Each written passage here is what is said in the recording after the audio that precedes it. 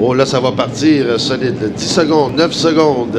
Souhaitons qu'il n'y aura pas de départ volé. Je ne pense pas. Voilà, c'est bon. C'est Villauer qui est bon premier, mais regardez l'accélération de Doré et Poirier à l'intérieur. Et attention au virage Est. Le premier virage sera déterminant dans la queue d'eau. Crochet pour Poirier. Crochet, Poirier.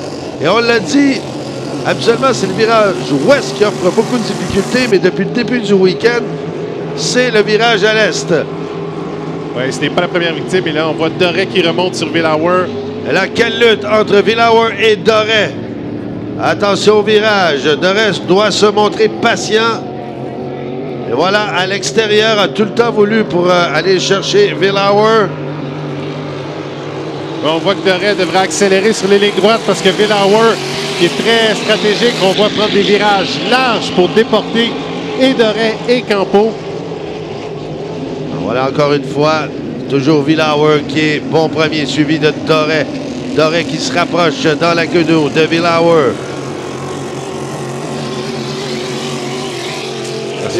Performance incroyable pour le Troublemaker.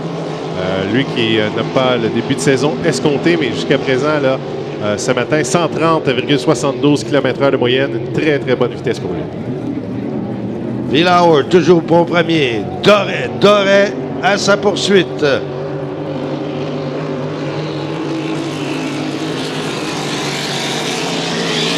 Maintenant, 2 tours de compléter. Et Villauer, belle performance, mais Doré doit se montrer quand même patient. Parce que s'il obtient une deuxième place, lui, il a eu une première place hier. Alors, là, beau cumulatif au classement.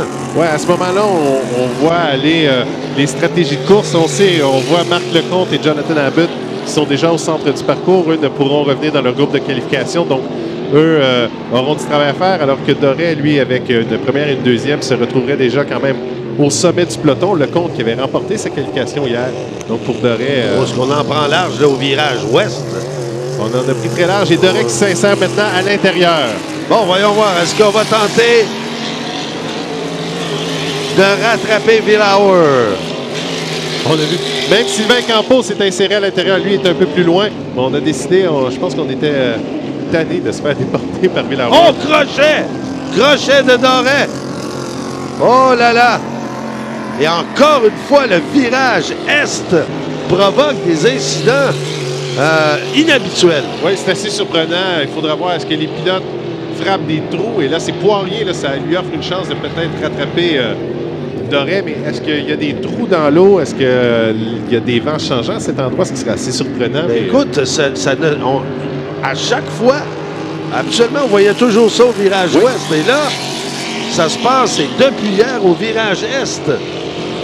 Il ne pardonne pas, donc il faudra vraiment un Poirier qui s'immobilise, lui, au centre du parcours du côté du boulevard du Havre. Alors ici, bon, ben, il s'agit de terminer la course et on va quand même chercher des points. Et heureusement que Doré a su repartir adéquatement son engin. Alors, quoi qu'il en soit, ça sera une belle course pour Villauer. Oui, qui sent vraiment, 128 km/h ces derniers tours, n'a jamais vraiment été inquiété. On l'a vu changer, se promener sur le plan d'eau, Doré et Campo, qui finalement, eux, ont dû ajuster leur stratégie. Est-ce qu'on y va à l'extérieur, à l'intérieur? Donc, bien manœuvré pour aller chercher sa victoire, Thomas Villauer. Villauer est suivi de Sylvain Campo.